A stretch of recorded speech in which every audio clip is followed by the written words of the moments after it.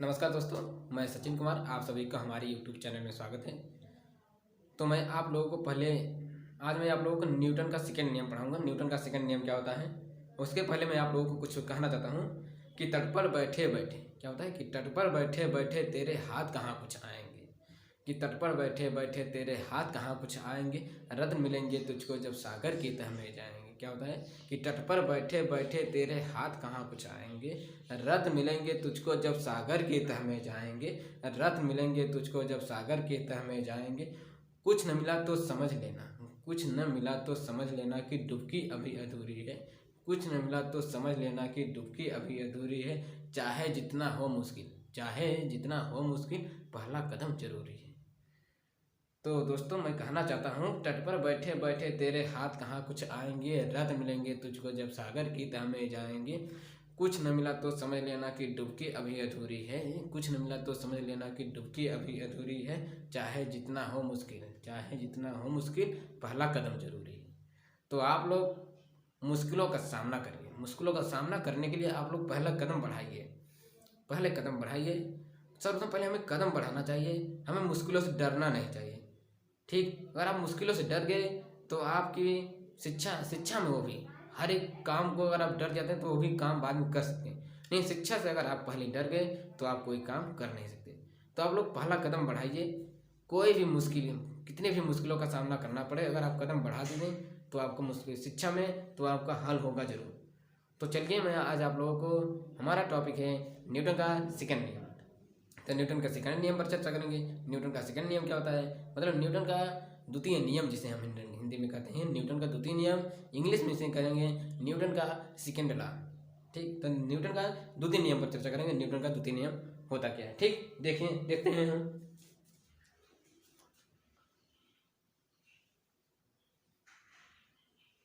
Newton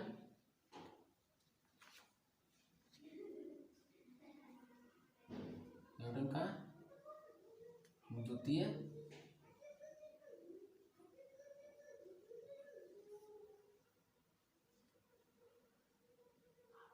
Newton का द्वितीय नियम। न्यूटन का द्वितीय नियम होता क्या है, ठीक। न्यूटन का द्वितीय नियम होता है कि यदि किसी वस्तु, न्यूटन का द्वितीय नियम होता है कि यदि किसी वस्तु के संवेग परिवर्तन की दर, किसी वस्तु के संवेग परिवर्तन की दर उस पर लगने वाले बल के दिशा के अनुक्रमानुपाती होता है या समानुपाती होता है। किसी वस्तु के संवेग परिवर्तन की दर उस पर लगने वाले बल की दिशा के क्या होता है, समानुपाती होता है। यह हमारा न्यूटन का सेकंड नियम होता है। ठीक, देखते हैं न्यूटन का सेकंड नियम, हम लिख देते हैं।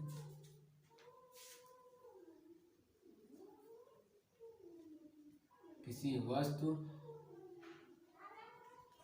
के संवेग, किसी वस्तु के संवेग में परिवर्तन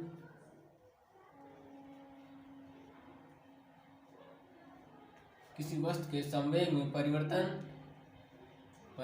की दर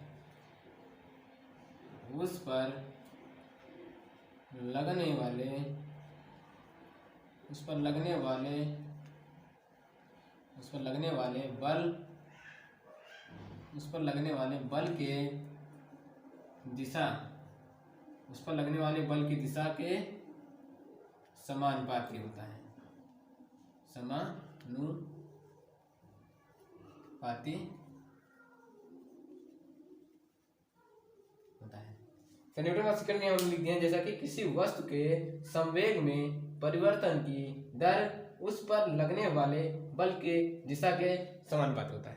ठीक, तो जैसा मैं न्यूटन का सेकंड नियम बता रहा हूँ, तो न्यूटन का सेकंड नियम हमारा क्या कहता है कि किसी वस्तु के संवेग में परिवर्तन की दर, जो संवेग में परिवर्तन की दर होता है, उस पर जो बल कार्य करता है, उस बल के क्या होता है, दिशा के, उस बल की दिशा क्या होता है, समानुपाती होता है। यही हमारा होता है, यही हमारा क्या होता है, न्यूटन का द्वितीय नियम होता है। तो देखते हैं न्यूटन का द्वितीय नियम, लिख सकते हैं कि F बराबर m, F बराबर m, यही हमारा होता है। न्यूटन का दूसरा नियम हमारा यही होता है। अब ये जानेंगे कि F बराबर m आया तो कैसे आया। ठीक, तो हम इसे लाने का प्रयास करेंगे कि F बराबर m आया तो कैसे आया, ये जान लेंगे। ठीक, तो F बराबर आया तो कैसे आया, इसके विषय में हम जानेंगे। देखते हैं, ठीक, तो देखिए मान लीजिए ये कोई गेंद है यम के जी का, मान लीजिए ये कोई यम के जी का एक गेंद है। इसका प्रारंभिक वेग जो हमारा क्या था, इसका प्रारंभिक वेग यू था। ये हमारा ये गेंद है जो यम के जी का है, इसका प्रारंभिक वेग क्या है, इसका प्रारंभिक वेग यू तथा इसका अब ये जब मोशन करता है मतलब जब यह गति करता है, गति करने पर या इस पर कोई बल कार्य करता है तो यह गति करता है, गति करने पर यह इसका तो द्रव्यमान चेंज होगा नहीं, इसका द्रव्यमान वही रहेगा। इसका वेग u से बढ़कर क्या होता है v हो जाता है, u से बढ़कर क्या हो जाता है v हो जाता है। तो हमारा संवेग, संवेग में परिवर्तन, संवेग बराबर आप लोग जानते होंगे संवेग बराबर, तो संवेग बराबर होता है p बराबर एम वी, ये हमारा होता है संवेग बराबर होता है p बराबर एम वी। तो संवेग को हम p से प्रदर्शित करते हैं, तो संवेग बराबर होता है p बराबर एम वी। तो संवेग मतलब क्या होता है, संवेग बराबर क्या होता है p बराबर एम वी, p बराबर एम वी। तो मतलब p बराबर एम वी होता है कि यम मतलब इसमें होता है द्रव्यमान, v मतलब होता है वेग। तो द्रव्यमान इंटू वेग, द्रव्यमान इंटू वेग के गुणनफल को क्या कहते हैं, संवेग कहते हैं, ये हमारा होता है। तो हम इसी से बनाएंगे, मान लीजिए हमारे दो गेंद हैं, दोनों क्या यम एम के जी के हैं, इनका प्रारंभिक वेग u था, इनका प्रारंभिक वेग v था। तो अब दोनों में अब उनके वेगों में अंतर निकालेंगे, अंतर क्या होता है। मान लीजिए इनका संवेग क्या था p1 था, इनका संवेग क्या था p2 था, इनका संवेग p1 था, इनका संवेग p2 था। तो हम अंतर कैसे निकाला जाता है, अंतर पहले निकालेंगे, संवेग परिवर्तन की दर पहले हम अंतर निकालने का प्रयास करेंगे। हम कुल का मान लीजिए कुल का जो संवेग होगा p होगा और दोनों का अंतर निकालेंगे। अंतर मान लीजिए हमारा होगा p1, हमारा अंतर होगा p2 माइनस p1, ये हमारा अंतर हुआ। अब क्या होता है, संवेग परिवर्तन की दर लगने वाले बल की दिशा के समानुपाती होता है। संवेग परिवर्तन की दर मतलब होता है कितना समय हुआ। तो जब कण यहाँ से यहाँ तक गति की, क्या होता है, जब कण यहाँ से यहाँ तक गति की तो उसमें कुछ समय लगा होगा। तो संवेग समय जो लगता है उसी को हम दर कहते हैं, जो समय लगा उसी को हम दर कहते हैं। तो हमारे पहला यू सा भी हो गया, तो इसमें जो समय लगा यहाँ से यहाँ तक जाने में जो समय लगा वो मान लेते हैं टी लगा, यहाँ से यहाँ तक जाने में क्या लगा समय हमारा टी लगा, तो हम बटा टी कर देते हैं।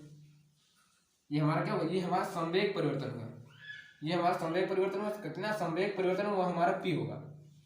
ठीक, तो हम लिखेंगे, तो हम क्या था संवेग परिवर्तन की दर उस पर लगने वाले बल के क्या होता है समानुपाती होता है। तो हमारा मान लीजिए एक बल F कार्य कर रहा है, समानुपाती का चिन्ह हमारा ऐसा होता है, समानुपाती का चिन्ह लगा दिया।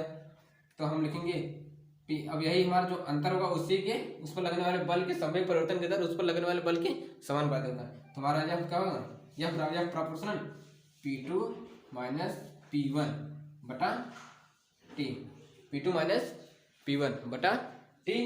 तो P2 का वैल्यू हम रख देंगे यह प्रोपोर्शनल, P2 का वैल्यू होगा यम भी, ये हमारा P2 होता है ना, इसका यम भी हम लिख सकते हैं यम भी माइनस यम यू बटा टी। अब हम लिखेंगे यह प्रोपोर्शनल, इसमें से यम कॉमन ले लेंगे, जब यम कॉमन लेंगे चलिए ऊपर लिख देते हैं, यहाँ से यहाँ तक हम किए। अब यहाँ से हम यम कॉमन लेंगे, ठीक, यम हम कॉमन ले सकते हैं ऊपर। तो यह प्रोपोर्शनल क्या बनेगा, यह प्रोपोर्शनल यम कॉमन लेंगे तो हमारा बनेगा v minus you upon v minus you, यहाँ पर u होगा v minus you upon T, हमारा यही बनेगा। जब यम कॉमन लेंगे तो हमारा क्या बनेगा v minus you upon T. तो यह प्रोपोर्शनल यम होगा, v माइनस यू का वेग बराबर होता है, वेग बराबर क्या होता है, वेग परिवर्तन की दर। तो v बराबर लिखेंगे, हाँ ठीक, हमारा v बराबर होगा वेग परिवर्तन की दर। तो हमारा ये हमारा a के बराबर होगा, ये हमारा a के बराबर होगा, यहाँ पर हमारा ये a के बराबर होगा v minus you upon T, ये हमारा a होगा। तो हम यहाँ इसी जगह हम ये लिखेंगे, हमारा ये हो गया। और जब प्रोपोर्शनल का चिन्ह हटाएंगे तो हमारा यहाँ पर एक k नियतांक जुड़ेगा, यह बराबर k यम a। जब यह बराबर k यम a आ गया तो k बराबर 1 मान लेते हैं, k बराबर 1, तो यह बराबर यम यम बराबर यम ये हमारा बनेगा। तो मतलब होता है कि किसी वस्तु के संवेग परिवर्तन की दर उस पर लगने वाले वायुबल की दिशा के समानुपाती होता है। तो देखिए हम यहाँ से दोनों का संवेग निकालिए। दोनों का पहले संवेग निकालेंगे। दोनों का संवेग निकालने पर उनका अंतर निकालेंगे। अंतर निकालने पर जो समय लगा उसको भाग दिए, यहाँ पर ऐसा किए जिससे हमारा क्या होगा, यह बराबर हमें प्राप्त हो गया। तो दोस्तों, हम आशा करते हैं आप इस वीडियो से कुछ सीखे होंगे। हम आशा करते हैं आप इस वीडियो से आपको अच्छी जानकारी मिलेगी, जिससे मैं आप लोगों से रिक्वेस्ट करता हूँ आप लोग हमारे चैनल को सब्सक्राइब करिए और अपने दोस्तों को शेयर करिए, जोड़िए, जिससे मैं और आप लोगों की हेल्प आप लोगों की दोस्तों की सहायता कर सकूँ। ठीक, आप लोगों को वीडियो देखने के लिए बहुत बहुत धन्यवाद। मैं सचिन कुमार, आपको हमारे नेशनल एकेडमी में स्वागत है।